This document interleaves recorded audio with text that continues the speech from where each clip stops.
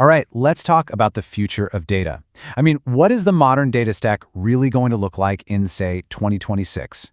We're going to go way beyond the basics here because there's this massive shift happening right now, a move away from just, moving data around, and it's set to completely change how pretty much every business works.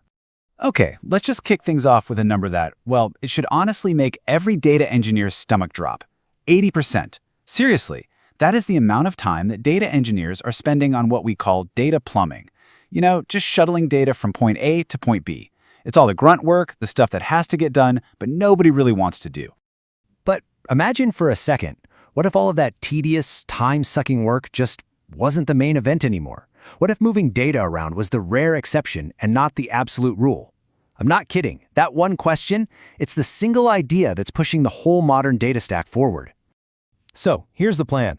We're going to start with this new goal everyone's chasing: data unification. From there, we'll dive into the 3 big blueprints that are making it all happen. We'll even get into some really cutting-edge stuff like semantics and zero copy. And don't worry, we'll wrap it all up with a simple way for you to figure out which of these patterns actually fits your team. All right, Section 1, unification. This is the new goal. So, how do we actually escape that 80% trap we just talked about? Well, the biggest change happening in the entire data world right now is this pivot from data integration to data unification. The whole point isn't to get better and faster at moving data. The real goal is to just stop moving it, period. Now, this isn't just wishful thinking. There are 2 huge drivers making this a reality. First, you've got something called data gravity. Just think about it. It's way easier to bring your compute and your AI models to the data instead of trying to lug these massive data sets to the models. And the second thing, agentic operations. This is where AI agents are starting to handle all those routine, annoying jobs for us. Things like mapping out schemas or even automatically healing a broken data pipeline. Pretty cool, right? Okay, let's get into the blueprints. This whole new world of unification is really built on top of 3 main architectural patterns. And here's the most important thing to remember. This is not a pick one scenario. The reality is most companies are going to use a mix of these, kind of blending them together to solve their own unique problems. First on our list is the unified data lakehouse. You can think of this as the technical foundation of the new data stack. For ages we've had this split, right? You had your clean, structured data warehouses for all your BI reports, and then you had these kind of messy, swampy data lakes for all the unstructured stuff you need for AI. The lakehouse, it just smashes those 2 worlds together. So how on earth does it actually work? Well, it's pretty clever. It uses these things called open table formats, like Iceberg or Delta. The best way to think of them is like a super smart card catalog for your data, but it all sits on top of really cheap object storage in the cloud. And what you get is amazing. You get the performance of a database, but on your massive data lake. Suddenly, you have one single source of truth that can power everything from a Power BI report for your CEO to the training data for your biggest LLM. Need a simple way to remember it? The lakehouse is like a giant central library for all kinds of knowledge. It's got the perfectly organized encyclopedias right next to the dusty, messy stacks of ancient scrolls. And it's all in one place, open for anyone who needs to use it. Okay, our next blueprint is the data mesh. And listen up, because this is super important. You cannot go out and buy a data mesh. It's not a piece of tech. It's a totally different way of thinking about your organization. The whole idea is that data gets treated like a product, and it's owned by the teams that actually know it best. The marketing team owns marketing data. The finance team owns finance data. So what does that look like in the real world? It means each of those teams, those domains, is responsible for building and sharing their own high-quality data products. And they do it on a shared self-service platform that everyone can use. This approach is an absolute game changer for big, complex companies, where that one central data team has just become a massive bottleneck, slowing everybody else down. So let's go back to our library analogy. If the lakehouse was that one giant central library, the data mesh is more like a big university. You've got the physics department managing its own super specialized library, the history department has theirs, and so on. Now, they all have to follow the same overarching university rules, but each department is the undisputed expert of its own collection. Make sense, right? And that brings us to our third pattern, the data fabric. Now, if data mesh was all about people and how they're organized, data fabric is all about metadata and AI-powered intelligence. Think of it like a smart virtual blanket that you lay over all of your different data silos. It connects everything and gives you one unified view, but, and this is the kicker, without you having to physically move any of the data. The real magic here is that a data fabric uses AI to figure out your entire data landscape.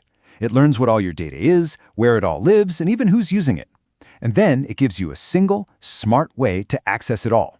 This is absolutely essential for those really complex companies that have data scattered everywhere. You know, some on-prem, some in AWS, some in Snowflake, just a total mess. So what's our analogy for the data fabric? Imagine a brilliant AI-powered librarian. This librarian doesn't own any of the books or any of the libraries, but it has read every single card catalog. It knows exactly what's in every collection, and it can instantly find and connect any piece of information for you, no matter which library it's in. Okay, so we've got our 3 main blueprints down. Now, let's talk about the real frontier. We're talking about the concepts that are pushing the whole envelope forward. These next 2 ideas are what will unlock the next wave of data and AI apps. Seriously, this is where it gets fun. First up, the semantic layer. And I cannot stress this enough, this is absolutely critical. It's basically a single central place where you define all your business logic. So think about a metric like gross revenue. What does that really mean in your business? What's included? How do you calculate it? You define that one time in the semantic layer, and you solve one of the biggest problems in data. You guarantee that every single tool, whether it's a BI dashboard or a data science script, gets the exact same answer, every single time. And in today's world of AI, this matters more than ever. Just think about this quote. Without a semantic layer, an AI agent cannot accurately understand what a column means. An AI has no idea what your business rules are, it has no context. So for this future we're all talking about, with AI agents doing work for us, a semantic layer stops being a nice-to-have. It becomes an absolute, non-negotiable requirement. Now for our second cutting-edge concept, zero-copy architecture. And this one brings us full circle, right back to our original goal of getting rid of data plumbing. Just picture this. Instead of building a complex pipeline that copies data out of Salesforce every single night, what if Salesforce could just grant your data warehouse direct, secure, read-only access to its data? Just think about that for a second. That one change could potentially wipe out like 90% of all the data pipelines we build today. It's a huge deal. Okay, so we've gone through a lot. Lakehouses, meshes, fabrics, the cutting-edge stuff. The big question is, how do you actually choose what's right for you? So let's get super practical for a minute. I'm going to give you a simple framework you can use to match your biggest pain point to the right solution. This matrix really simplifies things. Let's walk through it. If your number one problem is a human bottleneck, that one central data team that's holding everything up, you need to look at a data mesh. That's what empowers everyone else. If your BI and AI teams are basically living on different planets, a lakehouse is what brings them together. Are you just drowning in multi-cloud sprawling complexity? A data fabric is designed to connect all those different systems. And finally, if nobody in your company can ever agree on what the numbers mean, your most urgent fire to put out is building a semantic layer. So, we're going to leave you with this one final thought. The technology to build this new kind of data stack is here, and it's evolving faster than ever. It's finally moving us past all that tedious data plumbing and towards real intelligent data unification. So the only real question left is your strategy ready to keep up?